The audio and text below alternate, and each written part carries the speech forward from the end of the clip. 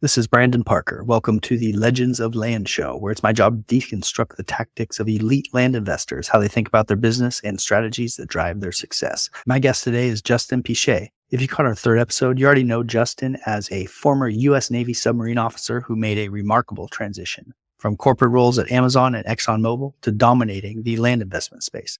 Since then, he's continued to lead a seven-figure land investment and development business with over 100 deals closed and a team of over 20 across the globe. Justin's commitment to personal growth is evident. He's invested over $100K in education and coaching to fast track his success. Keep an eye out for Justin's new podcast, The Ground Game. You can find Justin online at scoutlandgroup.com and justinpiche.com. In this conversation, we cover team structure, cold calling, leadership, culture, his education and coaching. And again, his new podcast coming up, The Ground Game. Without further ado, please enjoy a wide-ranging conversation with Justin Piche. The Legends of Land show with Brandon Parker. Deconstruct the tactics of world-class land investors and learn tools to build a seven-figure land business. The Legends of Land show is starting now. Justin Piche, welcome to the Legends of Land show, my friend. Welcome back. How are you doing today? Hey, I'm doing great, Brandon. Thank you so much for having me back. It was great to see you at Ajay's Land Scaling Summit last weekend. I can't believe it's already been a week. I feel like I'm still not fully recovered from the exhaustion of just the weekend. Yeah, that was so fun. That was killer. It's always good to see everyone in one spot, and I'm always surprised how much I learn. Like, I picked up a tip from you before the first day, I think, and it was a skip tracing tip that'll save me tons of money that I paid for the conference a few times over. I was like, oh my gosh, perfect. You recommended Versium because people will probably ask about that. So I'm going to look into that. But yeah, those conferences are worth their weight in gold. Yeah, man, you've been on the show before, but you have a 30-second or 1 minute intro about yourself, your background, and then we'll hop into the first questions. Yeah. So I started investing in land in 2021. Before that, I had done some kind of house wholesaling, single family rental type properties. And before that, I was in the Navy. And then I worked for ExxonMobil in corporate life. I got 3 kids. And they're the reason why I decided to pursue entrepreneurship, something that allowed me to have more freedom over my time, my mornings, my evenings, more flexibility to spend time with my family. So since kind of 2021, I've just been scaling a land investing business. And now we're at 21 people on staff, which is obviously not the largest of all teams, but it is like a good sized team, people say. And yeah, with that comes its own unique challenges. But overall, it's really fun. It's fun. We've got a really good group of people and enables us to maybe handle more leads and look at more fun potential deals than your average land investor. But yeah, it's not for everybody, but I really like it. Let's just go with that. That's awesome. I mean, I feel like that's going to be part of the theme of this show is just you're managing a team of 21 and that's hectic. That's running a real legit business. You've got teams, you've got like middle management people taking care of other people for you. Everything that comes along with that. Maybe give like a quick structure of what those 21 people are doing and how that is laid out from a structure standpoint. Yeah. So 21 direct reports would be a lot, I think. And so the way we have the team structured is the business is broken down into 3 main components: acquisitions, admin, finance, ops, everything in the middle, and sales. And I have an acquisitions manager is in charge of obviously the whole acquisitions team. I think there's 14 people on the acquisitions team. And then we have the sales team, which is 3 people, a sales manager and 2 assistants. And then the admin, finance, kind of middle portion of the business. We've got the rest of the folks, my assistants, transaction coordination. We have a marketing data manager that's not really in the chain of command other than really reports to me, but it's ancillary to the acquisitions team. That's all kind of prepping stuff, getting it ready. We have a project manager, underwriter who just started at the beginning, 2 weeks ago now, who's getting up to speed. She's awesome. And now a social media manager to help create some content and kind of get educational information out there. So the acquisition team primarily is structured. We have cold outreach, that first call, lead qualification is lead qualification. And then we have lead management and negotiations. So the 2 pieces of the acquisitions team. Okay. And when you were growing, let's say you're doing cold calling. Is that right? But that's what That's right. so how many cold callers are there? So that would be the bottom of Yeah. the beginning of the acquisitions. We have one cold calling manager and 6 cold callers. And the cold calling manager will call part of the day, but her job is also the admin ready mode, which is, I know the software Landy Leads uses as well to manage cold calls. It's exceptional software, honestly. KPI reporting is great, easy to use, but yeah, that's the team. And then we have some other cold outreach team members as well. We'll send a lot of mail, and that's the base. And then, so I guess something that's, everybody handles leads a little bit different way. Maybe we can just dive quickly through how leads come in and how they're handled through. A lead comes in as a cold outreach, and obviously you have to get past the no, right? That's the hardest part of any kind of cold call situations. You got to get past the no. And then our goal in the first call is really just, it's to answer 3 questions. It's, do they want to sell? Do we want to buy? And what's the price? What's the price that they want for their property? Those are the 3 questions. And we don't really there's no sales really on the first call. It's all trying to build up our credibility as a company that actually knows what piece of land we're talking about and can ask intelligent questions about the land.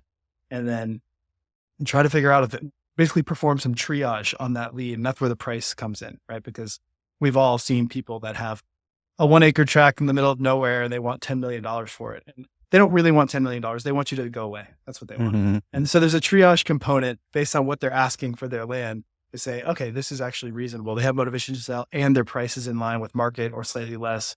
And so that is a lead we should prioritize versus a lead we should maybe put on a slow drip for the future or just discount or just discard altogether because there's no motivation there. So that's the first stage. Okay. And then how do you ask the pricing question? Man, yeah, golden. There's a couple different ways. We don't ever say what we can offer. A lot of people, especially in texting and in cold calling, a lot of people are like, okay, I just want to qualify these leads. I don't want to talk to people that aren't interested in taking a discounted price. And so I'm going to tell them a range that I can offer and see if that's within their realm of possibility, right? So they'll say, hey, we're offering anywhere between $4,000 and $6,000 an acre for a 10-acre tract here. But I think the challenge with that is that you immediately put yourself at a huge disadvantage of being essentially hung up on because now the lead is thinking, okay, that's what you can offer in my land. But the truth is, especially on that qualification call, you don't really know. Like your agents, your cold callers are not going to know. They're not comping. They're not looking at every comp. It's impractical to create like a whole set of comps to understand exactly what you can pay for a property before that initial phone call. So what we try to do is we do 3 methods of trying to get the price out of them. The first is we will say, hey, other investors we've seen other land of this size trade between $4,000 and $6,000 an acre in this area. Is that in line with what you're looking for? So immediately we're not committing to what the price is. We're just saying, hey, this is what we've seen happen. And at a minimum, we're going to get either a very negative reaction from them, but not so negative they hang up because in general, we're not saying we're going to pay that, right? Somebody else is paying that. We're just giving information and just gauging their response. And you'll get some information from that. Another way we do it is, especially in states where the tax assessed value is relatively good, like the states that are on top of it. North Carolina, for example, is a state that generally is on top of the pricing. Some of other states we work in, like Alabama, is not. Usually the tax assessed value is far below what the market value is. So it's hard to use that in a state like Alabama, but we'll say, hey, the tax assessor has your property valued right at about $100,000. Are they way off, or is that kind of what you're looking to get for the property? And again, that will give you some information. They'll respond to that. They'll say, oh, they don't know what they're talking about. A lot of times people are like, oh, they assess my property way too high. People don't generally say that, but they might think it. And you can tell based on their response, what they really think. And the whole goal, again, is to get them to say their number. And then the last way we do it is logic-based kind of approach, where we say, hey, look, I get it. So you don't want to give your number out. We called you. You want us to give you the offer for your property. But hey, I'm going to go back to my analyst team and we're going to do some work, a good bit of work to get you the most money we possibly can for your property. And if we're going to do all that work, like we want to make sure we're not really far off because we don't want to waste your time. Like I don't want to waste your time by scheduling a call back and giving you a low offer that you will never even think about accepting. And so it really helped me to get you the most money I can if you just give a number. It doesn't have to be your lowest number. Just you probably have a number in mind. Just give me something to work with so I can bring it back to the team and we can work to get you as much money as possible. And that logic-based approach works more often than the other two. So but that's harder to do. It's harder to train a cold caller to have that conversation. And so that's our last attempt. Interesting. And how often are you getting a solid price out of them with that strategy, you think? Yeah, probably 70% of the time we'll get somebody to say an actual number. And we still will push a lead if we can't get a number out of them, if the rapport was good, if the conversation was good, if we can tell that if it's a really good property that we know we want to buy, and if we can tell they do want to sell, there's interest, they're engaged, they're listening to our questions, they're answering, we'll still push the lead. But we know that in terms of priority, if we have 5 leads pushed in the same hour, 3 of them gave a price, those are the priority leads, right? The ones that don't give a price are a little bit lower priority, and we'll get to those, but maybe not as quickly as the ones who did provide a price. And so how is the training your cold callers on those 3 questions? How smoothly they maneuver through them, and how often are they nailing those? What's that look like? How do you get that done? Yeah, I know. Yeah. So when we bring on new cold callers, the first thing they do is they basically spend a week shadowing. And we have a series of training videos we've used. When somebody joins my team, I want them to understand the whole picture. I don't want them to just know, oh, I'm just trying to negotiate this property. I want them to know, hey, when we get a property under contract, what do we do with it? How do we process it through? What does the whole process look like? So they can answer some of the general questions that people have truthfully and be confident about that answer. So that's the first week or so, shadowing and watching those videos to figure out how does the business actually work. And then once we say, okay, they've shadowed enough, we just give them a list and we let them get some practice. And then at the end of the day, the cold calling manager will get the new callers in a 30-minute meeting, and they'll review calls. They'll talk it over. They'll give them some additional strategies to get over the no and ways to communicate with folks. And we have a script, but we always tell them, like, the script is a crutch. Don't use the script. Do not read from the script. Understand what we're looking for in land, understand what questions to ask, and we have a list of them you can ask, and let the conversation lead itself. Don't read from the script. You have to listen to what they're saying. You have to respond to their questions, and then you have to always ask good follow-up questions that get you more information about the property.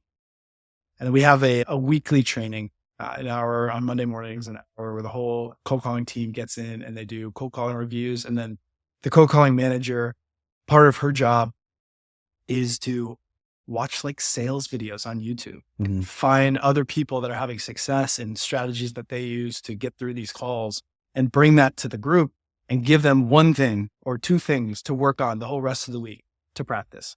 And how do you see if they're implementing that? Yeah, we track the KPIs we track are obviously there's like a baseline daily KPI of how many connected calls do you have and what's your talk time. And so those have to be met. That's how we know they're just doing the work in general. But then the other side of it is the quality side of it. And that we track how many leads they push. Nothing is rewarded based on how many leads they push, because that's an easy thing to change. Like they could just push a lead that isn't really a lead. So nothing is rewarded based on that, but we track that number. And then we track how many contracts result from the leads they pushed. So those are the kind of quality things. And then we do call reviews with them. Yeah.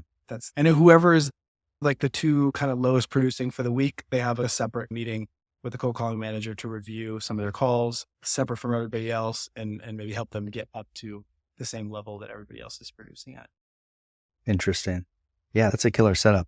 One thing we do in our onboarding with our cold callers that has felt like it's been an improvement is we get them on the phone quick. We don't put them on the phone for a lot, but it's like seems to be a mental thing where if we onboard them for a whole week and then get them on the phone, it's like getting on the phone is like this thing. And so we're we've switched this idea of you come in and we're going to put you on the phone like the first day just for a half hour, but you're going to start talking on the phone. And we do that too. We put them on for a little bit of time. We get their account set up, put them on for a little bit of time a day, but it's usually about a week before they're now full-time calling. Yeah.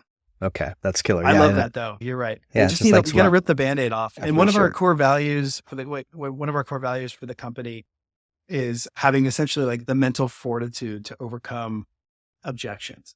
And we do a lot of, I don't want to call it like mindset coaching, but I lead a weekly meeting with the team. And that's really a lot of what I talk about is, hey, like I always say to the cold, like in front of the whole team, all 21 people, we have 7 cold callers, but I say, hey, cold calling is a hard job because you are reaching out to a lot of people that do not want to be called. A lot of people are incredibly rude to you. And you have to recognize it is not personal. It is not you. There's nothing about you. They're not mad at you. They just have all these things probably going on in their lives.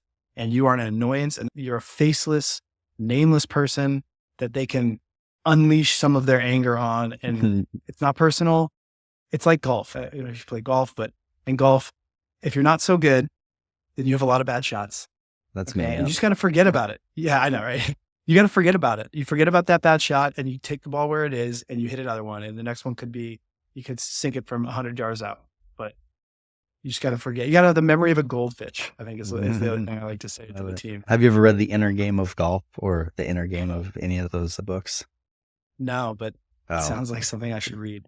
Inner Game of Golf is next level, but it's about that mindset. It's about playing a different game. Golf isn't golf. Golf is basically a game with myself where I'm like battling my own emotions. That's the game of golf. It makes it's really fun. It's a cool book. But anyway, that's killer. We do a stand-up meeting once a week and I think I'm going to steal that because that's fantastic. Like getting the cold callers, like keeping them on board and keeping them engaged, I feel is 80-20 is one of the most high leverage things that people can do. And I think it's one of the hardest things to do because like you said, it's a really hard job.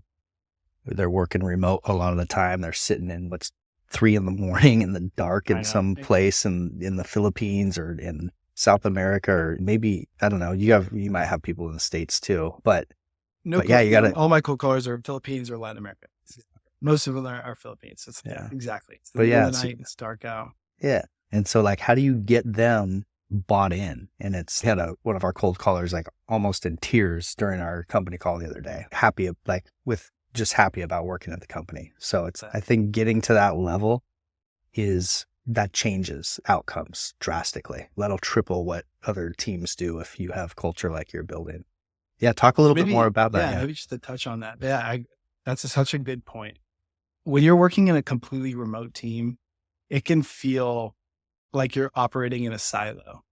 And so we use Slack as our company message system, and we have a family channel where we just post things about what's going on in our lives, vacations we've taken, our kids, and everybody kind of celebrates. So that's one thing we do. We celebrate birthdays. And so everybody who has a birthday, we'll buy them a cake and have it delivered to them or something. And then we'll all get on a Zoom call and sing happy birthday. It sounds horrible because everybody's got this tilted, but it's really fun and everybody looks forward to it. And so we celebrate milestones in people's lives. One thing we do with the acquisitions team as a whole is we put them on teams. And the teams compete against each other for the number of contracts that are signed from the leads they push. And there's a little bit of financial incentive tied to that. And we swap up the teams every single month. So every month they come up with team names. Let me pull up my Slack real quick and tell you the latest team names. Let's see, because obviously October was a new month. So we just redid it. Let's see. This is part of your monthly. Okay. Yeah. Yeah. So we have, this is so fun. So we have the one team is the Soil Sisters this month, and the other one is Jesse's Leading Ladies. And so Jesse is our only kind of guy on the acquisitions cold outreach team. And so he's got Jesse's Leading Ladies. Let's see, what was the result for last month? I don't know if okay. Oh my gosh. Okay.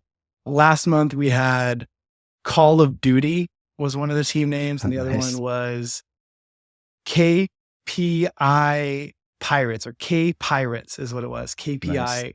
Nice. It's just, they're funny. Good. That's come up with really good team names. That's clever. And you have 2 acquisitions that then you just switch them up each month and then. Yeah. It depends on how many people. Sometimes we'll do 3 different teams, but usually we just split it into 2 teams. And you do it based on contract signed? Yeah. Contract signed, because I don't want the KPI to be tied to a metric they can control. Yeah, they can't control the number of contracts they're signed. That's the acquisitions manager, a lead manager. That's their job. But the cold caller, cold outreach team's job is to forward quality leads. And the more qualified quality leads, the more contracts they will get from it. So I want to be careful about incentivizing something that would actually hurt our team, like pushing more leads that aren't qualified. Gumming up the system because people are trying to gam metrics. I did phone sales, biotech phone sales of stole stem cell, baby umbilical cord blood. We would freeze it. But anyway, we had crazy metrics. We had like 20 different sales metrics and a big sales board. It was like boiler room type thing, and everyone could still game them. Like you could be so sophisticated. It's all, yeah, just getting some metric that people can't game is the way to do it for sure. So I think that's like a clever way to do it, because people get focused on whatever you incentivize. So a lot of times you put in some sort of metrics and then now they're just doing that. They lose sight. So that's exactly right. What's your team's output? Like how many leads could someone expect from a good cold caller in a day versus just someone who's kind of slacking? Yeah, generally, and obviously this is so like data dependent, the area that they're calling, the time of year, there's all kinds of different things that go into this. But in general, I expect one cold caller to be able to get 1 to 2 good qualified leads, qualified in the sense of we want to buy, they want to sell, and the price is somewhere near market or less every day. Mm-hmm. And on that cold call, it sounds like you're doing sometimes a little bit of almost like lead manager-esque in that cold call as well. Yeah. Because a lot of people think of cold call like just, are you down to sell? And then lead manager, a little bit of qualification, and then acquisitions manager. So yeah, talk about how they blend those. Yeah, exactly. This is a place where I probably differ from a lot of folks that are doing this. My thought behind it is I would rather have less leads pushed and more quality and like just higher quality leads so that I can have more work being done at the lower dollar per hour level employee than the higher dollar per hour level employee. And I really want the lead manager, the acquisitions manager to focus on comping, negotiating, closing deals, and not focusing on, is this lead a qualified lead? Should we even bother comping them or not? We try to push some of that lead management down to the cold callers, and it does 2 things. One, it provides me like a really good pool of candidates for additional roles in the company. So if I needed to hire another acquisitions manager or like lead manager, someone who's doing some of that negotiating comping work, then I would be able to pull potentially from my best cold caller because they already have the sales skills. They already have the conversational skills, the rapport building skills. They already know how to qualify leads. Now I just need to train them how to comp and actually close a deal versus having to train them to also better qualified leads. Like they already have kind of this base skill set, and it leads to just more flexibility on my team, right? Higher quality employees at the lower level, better trained employees at the lower level. Nice. Yeah, it makes sense. That's a good way to do it, especially if you're simplifying your own operations. If you have 7 cold callers, they're each bringing in 5 leads a day, 35 leads a day, and you're pushing that all, that could get crazy. It could get real crazy. So what happens with a lead? You get a lead, comes in. What technically happens with it? It goes in a form, drops directly into a CRM. How do you manage the leads, and how do you manage speed to lead and researching those, and what's that look like? Yeah, good question. So in our ready mode, we have a few different folders that we put leads in, or button. It's really the buttons that you push. Mm-hmm. Obviously, the one is push to CRM. And so when a lead is fully qualified, they click the push to CRM. And what that does is we use Follow-Up Boss as our contact management CRM source of truth. And then we use Notion to manage our deal pipeline. And so when a lead gets pushed to CRM and Follow-Up Boss, it changes the stage. And so now that's in a lead Notion stage. And then there's another automation that pushes that lead and create a new deal card in Notion. And then that's where the lead manager and acquisition manager, I have 2 different titles. They both essentially do the same thing. The acquisition manager has responsibility over the entire team as well as the primary negotiator. And the lead manager is just working deals, comping, and negotiating. The acquisition manager just has more responsibilities. But they both essentially do the same thing when it comes to handling leads. And the expectation is within an hour, that person is getting a call back. It's comped, it's ready to negotiate. But even still, that second call that we do the goal is never, it's not usually to close the lead. It's usually to the person that is going to do the offering is now introducing themselves and now building up a rapport of their own, asking deeper questions about the property, and also basically setting the stage for our offer. Because again, we don't want to blindside them with some low offer. We want to lead them into understanding our offer is probably going to be a little bit lower than what they really want for the property, because that's the nature of this business, right? Like we have to get good deals on properties and we have to be able to explain why. That second call serves to do that. And so it goes, hey, maybe we're looking at a property. It'd be easier if I pulled up land ID, but I'm not going to do that right now. But let's just imagine a property has good road frontage, but we want to ask some deeper questions like, hey, I noticed there's no driveway or culvert to access this property. Have you ever had one installed? Is there any other like physical access onto the property? And they'll say, no, I haven't. It's just vacant land. And they'll be like, okay, great. Have you done any clearing work? Is the property really accessible from the front? Can we see into the property? They go, oh, no, it's like totally overgrown with bushes and trees. Okay. Is there a water line along the road? We probably already asked that question in the first call. So now we know. So we say, have you ever installed a water tap? Is there a water tap ready for somebody to build and be provided water? And they'll say, oh, no. And so we're leading them into all these negatives about their property that maybe they didn't think about or consider.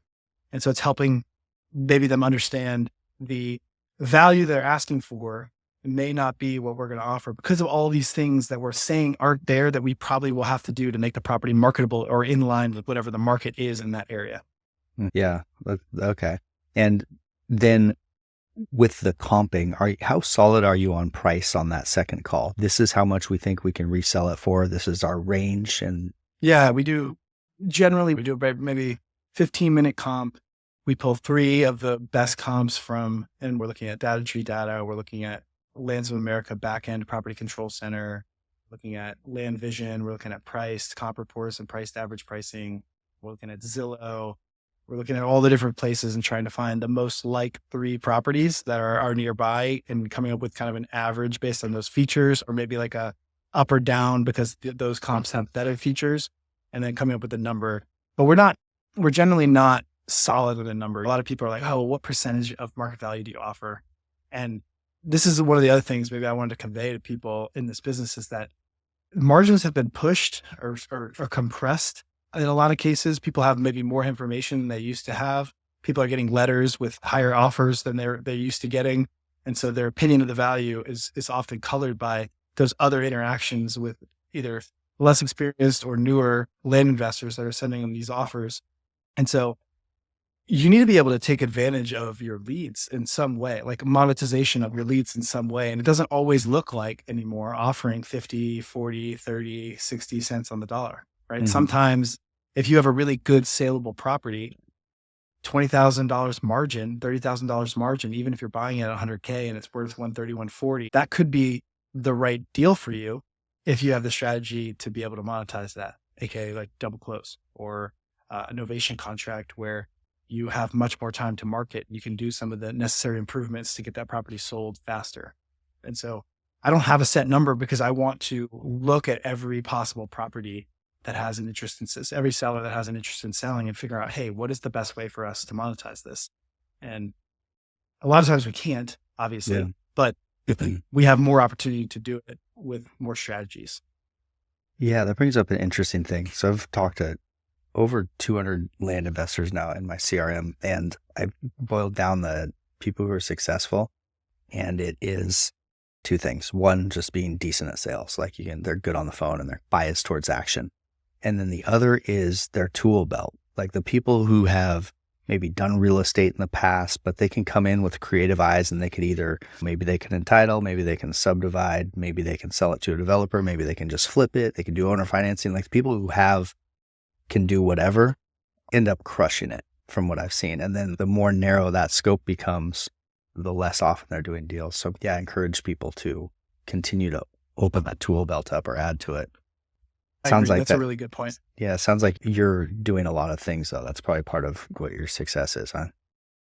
I think so. When we started the business, or when I started the business, I say we, because I think of the team as a whole, but when I started the business, I did coaching with Learn Land, which at the time, back in 2019, 2020, 2021, I think was one of the few land education platforms teaching people how to actually grow and scale a business and go after bigger deals rather than maybe the lower tier course type folks. And I don't necessarily want to name any names, but we all know the folks that produce courses in mass and don't necessarily update them and don't give people tools that are really needed to succeed in this business today.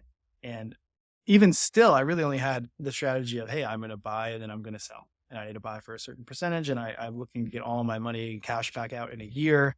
And that's it.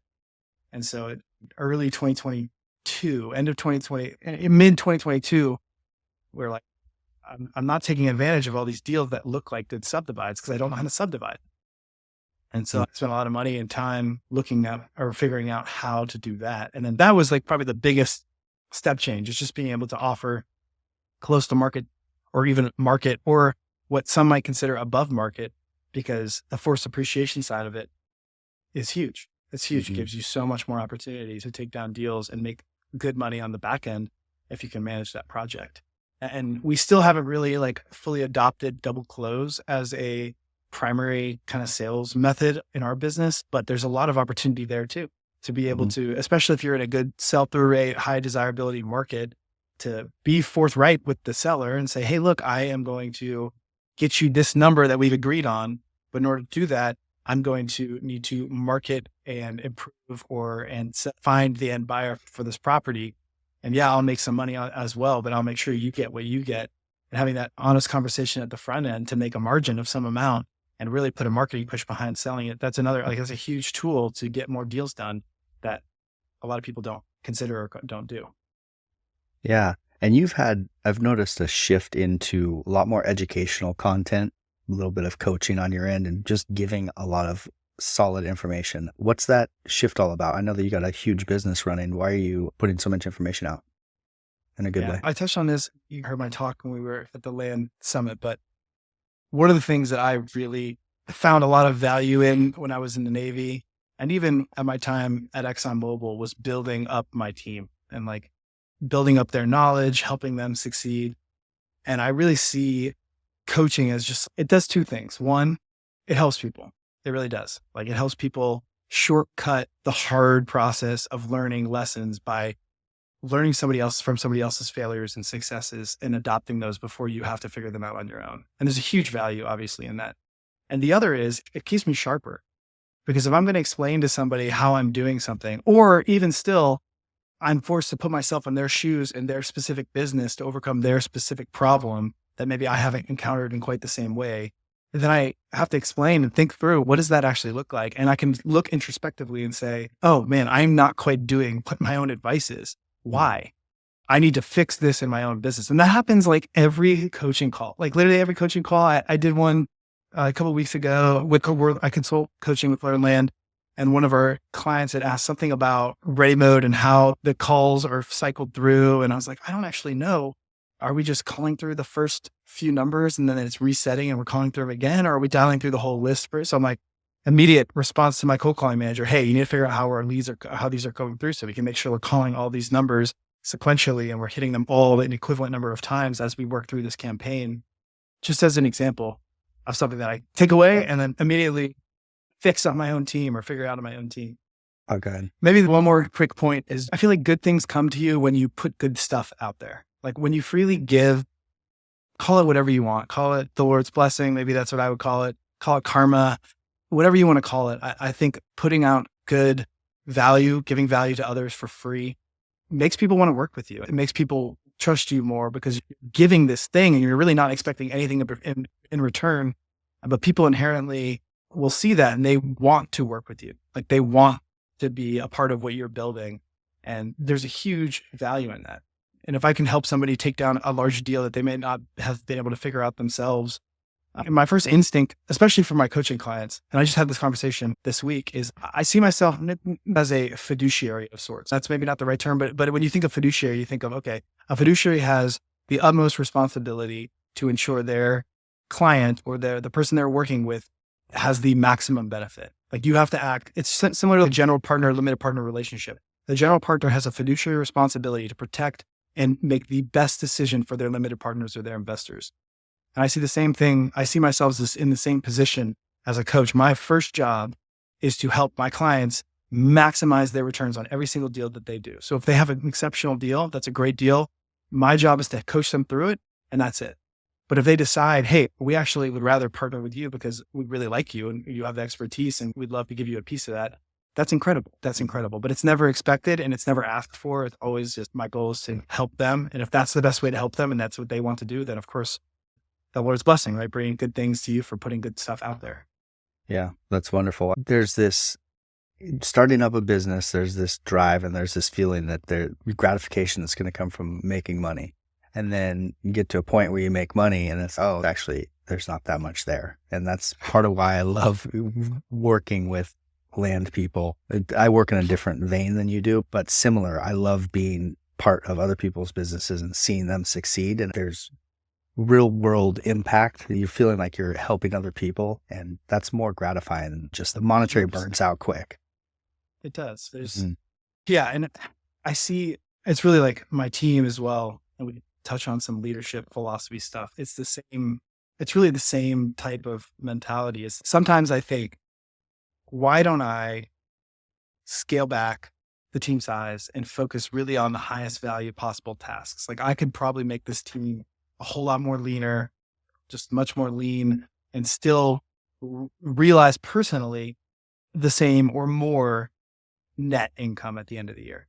If I got real lean and real militant about making sure that team, there was not even like a millimeter of fluff on the team, but that type of attitude, it leads to more turnover, right? And you do need to push people harder, right? That's part of it, especially when you run a lean team. But I also see part of my job as supporting the families of my employees. And so it's like, what I'm trying to build is something that lifts a lot of people up. It doesn't just lift me up, it lifts everyone who works with us up. That's the goal. The goal is to lift everyone up. And I was talking about this at the summit, but there's probably 50 plus people that are reliant now on my business, not just my employees, but their families that are reliant on my business and the salaries that we pay and the commissions we pay for the deals that we do to flourish. And that is bringing way more value than if I just went super lean and just maximized my own personal profits. That's bringing more value just to the world, right? Just bringing more value to the people involved. That gives me way more fulfillment. That gives me way more purpose than just making money for myself. That's beautiful. I love it.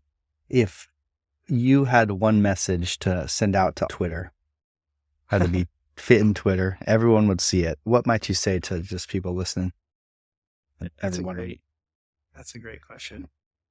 Yeah, I think people who are authentic and people that really, truly care for others and build something that lifts other people up, I think that's the reputation that you want to have.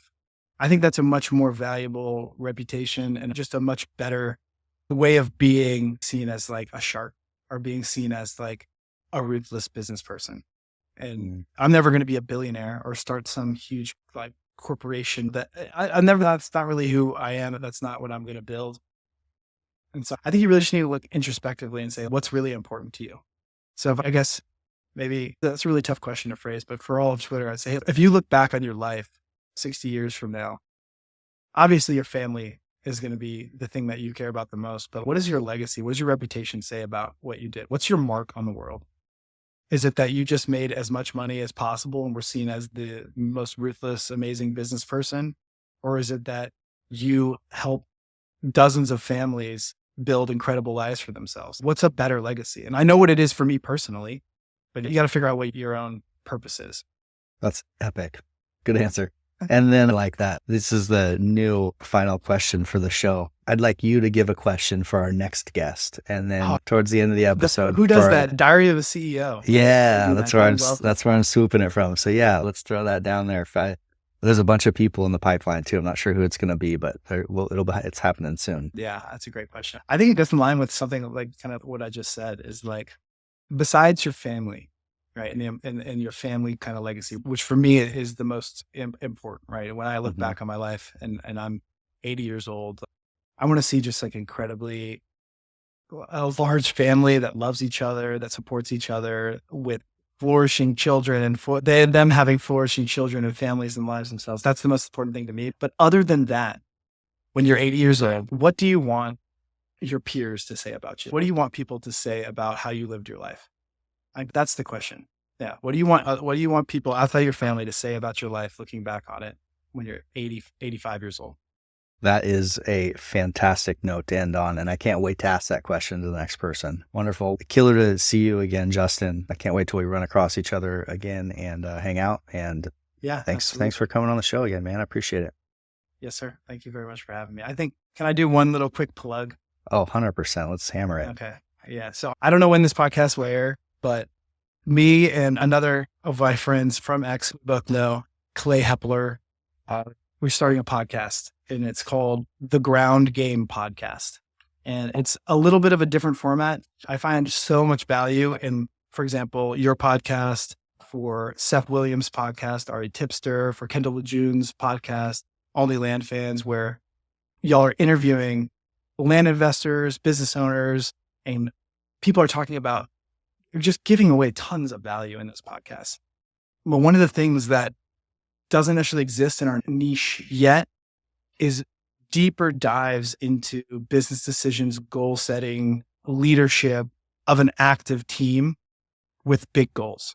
And so Clay, as he's got big goals, I personally have some big goals, and we're both continuing to scale our businesses past 7 figures. And I want to give listeners and people in the land space maybe an inside look, inside baseball, what goes on in our businesses. What are we actually focusing on quarter by quarter? How are we adapting to the changes in the market?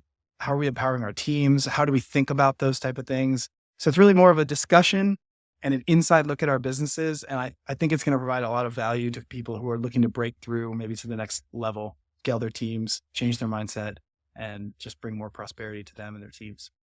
Brad, that's going to be epic. I'll listen to that for sure. I'll put the Ground Game podcast. We've recorded 4 episodes. I think our shot is launched in 10 days, launched by October 14th. Perfect. We'll put a link to your launch in here. We'll launch with you. Hit me up on Twitter. I'll blast it out there and put this episode out to line up with that. So we'll get all that going. So the Ground Game podcast. I like it, man. Can't wait. We need more good info out there. Thank you. Yeah. All right, Justin. Great to see you, man. Legends of Land Show.